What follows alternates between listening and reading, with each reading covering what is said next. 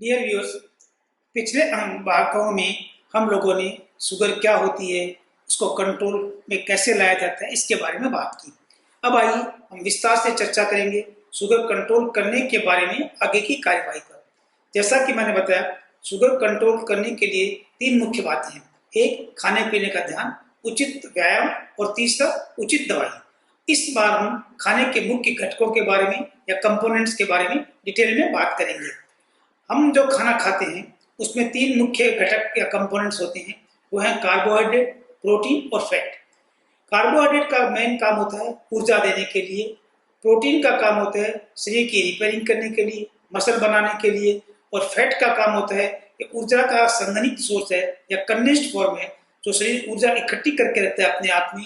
और दूसरा, कई तरह के फैट सोल्यूबल विटामिन के एब्जॉर्प्शन करने के लिए इसकी जरूरत पड़ती है। इसके अलावा स्वस्थ शरीर को विटामिन और मिनरल्स की भी जरूरत पड़ती है। किस कंपोनेंट से या किस घटक से कितनी ऊर्जा मिलनी चाहिए, इसके बारे में थोड़े बहुत मतभेद हैं, लेकिन आम धारणा यही है कि कार्बोहाइड्रेट से 50 से 60% ऊर्जा, प्रोटीन से 20% ऊर्जा और करीब 20% ऊर्जा चर्बी से या फैट से मिलनी चाहिए। ऊर्जा को नापने के लिए कैलोरी वर्ड आप बार बार सुनेंगे, तो कई बार सवाल उठता है कैलोरी क्या होती है। कैलोरी ऊर्जा नापने का एक तरह से यूनिट है। जैसे हम लोग वजन को किलोग्राम में नापते हैं, लिक्विड को लीटर में नापते हैं और पैसे को रुपए या डॉलर में नापते हैं, उसी तरह शरीर में एनर्जी की मात्रा को नापने के लिए कैलोरी का प्रयोग में लाते हैं। कैलोरी की एक आदमी को कितनी जरूरत पड़ती है? कैलोरी की जरूरत निर्भर करती है कि आपका वजन कितना है और आप कितने एक्टिव हैं। अगर आपका वजन नॉर्मल है, यानी जैसे मैंने पिछली बार बताया, आपका बीएमआई 19 से 25 के बीच में है, तो आपकी कैलोरी की जो जरूरत है वो 22 से 25 कैलोरी पर केजी होगी।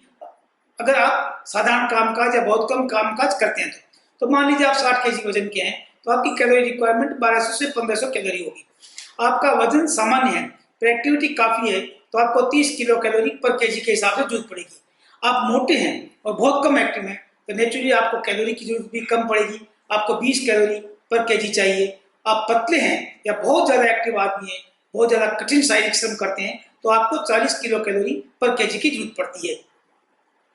कैलोरी के लिए जैसा कि मैंने बताया, प्रोटीन, कार्बोहाइड्रेट्स और फैट ये अपने कैलोरी के सोर्स हो गए। कार्बोहाइड्रेट प्राय सभी तरह के अनाज, फल, दूध, इन सब में कुछ न कुछ रूप में मौजूद होता है। कार्बोहाइड्रेट्स भी दो तरह के होते हैं, एक होते हैं कॉम्प्लेक्स कार्बोहाइड्रेट, एक होते हैं सिंपल कार्बोहाइड्रेट्स। कॉम्प्लेक्स कार्बोहाइड्रेट्स वो हैं जिनको हजम करने के लिए शरीर को थोड़ी देरी लगती है और ये धीरे धीरे हजम होते हैं, इसलिए इनसे शुगर एक साथ नहीं बढ़ती और शुगर ज्यादा नहीं बढ़ती। कॉम्प्लेक्स कार्बोहाइड्रेट जैसे चौकस सहित गेहूं का आटा, इसके बाद में चावल, ओट, इन सब के अंदर में कॉम्प्लेक्स कार्बोहाइड्रेट्स होते हैं। फ्रूट्स, रेशे वाली सब्जियां, इन सब के भी कार्बोहाइड्रेट कॉम्प्लेक्स कार्बोहाइड्रेट्स होते हैं। दूसरे होते हैं सिंपल कार्बोहाइड्रेट्स। सिंपल कार्बोहाइड्रेट्स बहुत जल्दी हजम होते हैं, शुगर बहुत जल्दी बढ़ती है, इसलिए इनको शुगर वाले रोगियों को नहीं खाने की सलाह दी जाती है।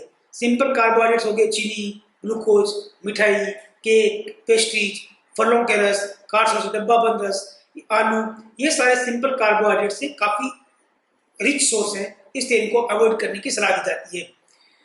कार्बोहाइड्रेट के साथ में आपने अक्सर एक नाम सुना होगा, फाइबर, हाई फाइबर डाइट। ये फाइबर क्या होता है? फाइबर हो गया रेशा। ये एक तरह के कार्बोहाइड्रेट का ही रूप होता है, लेकिन ये हजम नहीं होता। इस कारण ये कॉन्स्टिपेशन या कब्ज नहीं होने देता और हृदय के रोग में भी लाभदायक है और शुगर को अचानक बढ़ने से रोकता है, इसलिए हाई फाइबर डाइट हमेशा लाभदायक होती है। प्रोटीन खाने का दूसरा महत्वपूर्ण घटक है। करीब करीब 20% कैलोरी हमें प्रोटीन से मिलनी चाहिए। वेजिटेरियन डाइट में प्रोटीन के मेन सोर्स हैं वो दालें हैं, फिर सारी तरह के बीन्स, सोयाबीन्स, दूध और दूध से बने पदार्थों में काफ़ी प्रोटीन होता है। नॉनवेज पदार्थों में प्राय सभी में प्रोटीन अच्छी मात्रा में रहता है, जैसे मीट, फिश, सी फूड, अंडा आदि। प्रोटीन से भी करीब करीब 4 कैलोरी पर ग्राम मिलती है।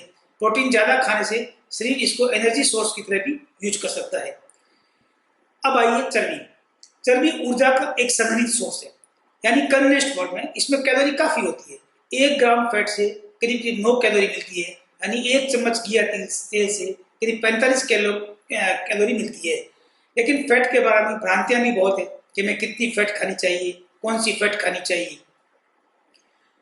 फैट हमारे खाने में मुख्य रूप से 2 तरह की है, एक सैचुरेटेड फैट, एक अनसैचुरेटेड फैट। सैचुरेटेड फैट वो है जो थोड़े से भी ठंडे तापमान या नॉर्मल तापमान पर सॉलिड रूप में होती है, जैसे घी, मक्खन, ये हो गया सैचुरेटेड फैट। और अनसैचुरेटेड फैट वो है जो प्राय वनस्पति तेलों से मिलती है और रूम टेम्परेचर पर लिक्विड होती है, ये हो गया अनसैचुरेटेड फैट। अब कंफ्यूजन शुरू हुआ तब जब 1910-11 के आसपास में वनस्पति घी का आविष्कार हुआ। क्या किया गया कि तेल के अंदर में हाइड्रोजन गैस प्रवाहित करके इसको सॉलिड फॉर्म में बदल गया और इसको नाम दे दिया गया सैचुरेटेड फैट के साथ में। ये थे ट्रांस फैट्स। इसका यूज इंडस्ट्री में बहुत जल्दी बढ़ने लग गया। कारण ये था, एक तो सस्ता पड़ता था, दूसरे इससे बनी हुई चीजें जल्दी खराब नहीं होती, इसलिए ready to eat food industry, cake, pastries, biscuits, इन सब के बनाने वालों ने इसका व्यापक रूप से प्रयोग शुरू करने लग गया और मेडिकल साइंस में इसको सैचुरेटेड फैट के साथ में मान लिया गया। फिर धीरे धीरे इसके नुकसान समझ में आए। तब समझ में आया कि जो नुकसान हो रहे हैं वो एक्चुअली ट्रांस फैट से हो रहे हैं, न कि जो नेचुरली अकरिंग सैचुरेटेड फैट्स है जैसे दूध वगैरह में, उससे नहीं हो रही। मैं अब आपको इसका कारण बताता हूँ। दूध में जो फैट होती है या जो मक्खन में फैट होती है, उससे आपके शरीर में एचडीएल और एलडीएल कोलेस्ट्रॉल दोनों बढ़ते हैं, यानी अच्छे वाला भी और बुरे वाला भी। इसके कारण से आपका जो रेशियो है वो बराबर रहता है और कोई भी तरह का नुकसान नहीं होता। लेकिन जो वनस्पति घी है या जिसको हम ट्रांस फैट्स बोलते हैं, उससे खाली एलडीएल बढ़ता है और एलडीएल भी एक खास किस्म का एलडीएल होता है जिसको कि स्मॉल पार्टिकल एलडीएल बढ़ते हैं, वो बहुत ज़्यादा बढ़ता है। इसके कारण से बहुत ज़्यादा नुकसान होता है।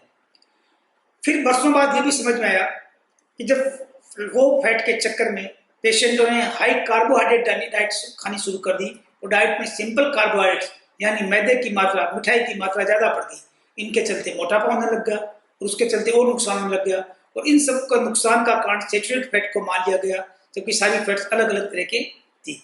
इस तरह हम लोग कह सकते हैं कि उचित मात्रा में लिया गया घी या मक्खन कोई नुकसान नहीं करता है, ये एक तरह से न्यूट्रल का काम करता है। अब आइए तेल के ऊपर में। तेल के बारे में भी ये समझ लेते हैं कि तेल दो तरह के होते हैं। एक होता है कोल्ड प्रेस्ड ऑयल, एक होता है refined oil. Cold pressed oil आपने पुरानी भाषा में सुनी हो तो कच्ची घानी का तेल बोलते थे। कोल्ड प्रेस्ड ऑयल में कोई भी केमिकल प्रोसेसिंग यूज नहीं की जाती है और तेल को रूम टेम्परेचर पर या साधारण टेम्परेचर पर निकाला जाता है। पहले कोल्हू से निकाला जाता था, अब कुछ मशीनों से निकाला जाता है। इस तेल में इसकी सारी गुणवत्ता रहती है, उसकी सुगंध भी रहती है, लेकिन इसके साथ साथ में कुछ चिटचिटाहट भी रहता है। लेकिन फिर आ गया रिफाइंड तेल का जमाना और इस रिफाइंड वर्ड ने आते ही सारी चीजें बदल दी। रिफाइंड करने के चक्कर में तेल को काफी हीट तक ले जाना पड़ता है, फिर उनको तरह तरह के केमिकल मिलाने पड़ते हैं। इसके बाद में उसको गंधहीन बनाने के लिए ब्लीच करते हैं, रंगहीन बनाने के लिए और केमिकल बनाते हैं। इन सब के ट्रेस कुछ न कुछ उस तेल में रह जाते हैं और इस कारण से उन तेलों में नुकसानदायक पदार्थों की मात्रा बढ़ने लग गई और वो तेल नुकसानदायक हो गए, जबकि जो नेचुरल कोल्ड प्रेस्ड या कच्ची घानी के तेल थे वो नुकसानदायक थे ही नहीं। अब ये आता है कि कौन सा तेल खाएं। तरह तरह के तेल बाजार में, पूरा बाजार विज्ञापनों से भरा पड़ा है, महंगे से महंगे और साधारण दाम वाले तेल भी अवेलेबल है। तेल वो खाने उचित तेल जिसमें मुफा MUFA या पूफा PUFA का बैलेंस ठीक हो। इसके बारे में हम लोग आगे डिटेल में बात करेंगे, लेकिन ये दो कंपोनेंट होते हैं मुफा और पूफा, इनका उचित मात्रा में सेवन है वो लाभदायक होता है। हमारे भारतीय खाने के अंदर में अगर हम लोग मूंगफली का तेल और सरसों का तेल बदल बदल के व्यवहार करें या मिक्स करके व्यवहार करें, कभी किसी में एक कभी किसी में एक, तो ये हमें परफेक्ट रेशियो देता है मुफा और पूफा का। ऑलिव ऑयल है वो मुफा का बहुत अच्छा सोर्स होता है। लेकिन इसके अलावा ये बात इस बात पर भी निर्भर करेगी कि आप तेल को किस काम में लेना चाहते हैं। हर तेल हर चीज के लिए उपयुक्त नहीं होता है। जैसे अपने भारतीय खाने में डीप फ्राइंग खाने का अभिन्न अंग है। प्राय घरों में कुछ न कुछ हफ्ते में एक बार डीप फ्राई खाना बन जाता है, तो बहुत सारे तेल इसके लिए उपयुक्त नहीं होते। ऑलिव ऑयल डीप फ्राइंग के लिए उपयुक्त नहीं है क्योंकि इसका स्मोकिंग पॉइंट कम होता है और ज़्यादा गर्म करने से ऑक्सीडाइज हो जाता है। घी डीप फ्राई के लिए बहुत ही उचित है क्योंकि इसका स्मोकिंग पॉइंट बहुत हाई है। इसी तरह पीनट ऑयल या मूंगफली का तेल भी स्मोकिंग पॉइंट हाई होता है और तलने के लिए काम में लिया जा सकता है।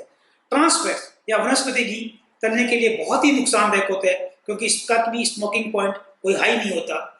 तो अब आप समझ सकते हैं कि अगर किसी तेल को आप लगातार गर्म करते जाएं और उसमें खाना लगातार तलते जाएं तो उसमें क्या होगा, कुछ फूड पार्टिकल्स भी उसमें रह जाएंगे, वो और ऑक्सीडाइज हो जाएंगे और तेल को और नुकसानदायक रूप में बदल देंगे। तो हम लोग जो बाजार से खरीद रहे हैं, जिस तेल में लगातार समोसे तल रहा है, पुचका तल रहा है, घंटों तक उसको चेंज नहीं कर रहा है, तो कितना नुकसानदायक हो गया होगा, ये अंदाजा आप किस बात से लगा सकते हैं। तो ये नुकसान हो गया सारा इस कमर्शलाइजेशन के काम से। साधारण मात्रा में, उचित मात्रा में घी तेल खाने में कोई नुकसान नहीं था, बशर्ते उनकी क्वालिटी अच्छी हो, सैचुरेटेड फैट आपने नेचुरल सोर्स से गेन की हो, तेल है वो कच्ची घानी के हो, तो आप नुकसान से बहुत हद तक बचे हुए रहेंगे। एक कंफ्यूजन बहुत आता है कि सरसों का तेल और कैनोला ऑयल में क्या फर्क होता है। कैनोला ऑयल और को रैपसीड भी बोलते हैं, ये अपने देश में अलग अलग भाषाओं में अलग अलग नाम से जाना जाता है। इनके गुणवत्ता में कोई बहुत ज़्यादा फर्क नहीं होता है और दोनों को यूज किया जा सकता है, दोनों ही अच्छे सोर्स हैं।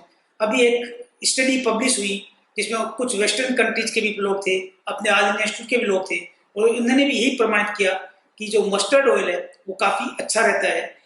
मस्टर्ड और रैपसीड में क्या डिफरेंस है, आपके एरिया में क्या बोलते हैं, ये जानने के लिए मैं आपको दोनों की फोटो दिखा रहा हूँ, तो आप इससे देख के समझ जाएंगे कि मस्टर्ड और रैपसीड अलग अलग क्या होते हैं और आपके एरिया में क्या बन जाते हैं। तो संक्षेप में मैं यही कहना चाहूँगा कि उचित मात्रा में खाने में अगर आप चर्बी का इस्तेमाल करते हैं तो कहीं कोई नुकसान नहीं। चर्बी सही क्वालिटी की होनी चाहिए, उसको ऑक्सीडाइज नहीं करें, एक ही चीज़ तेल या को बार बार तलने के लिए प्रयोग में नहीं लाएं। ये होगी हमारे खाने के एक ब्रॉड कैटेगरी की बातें।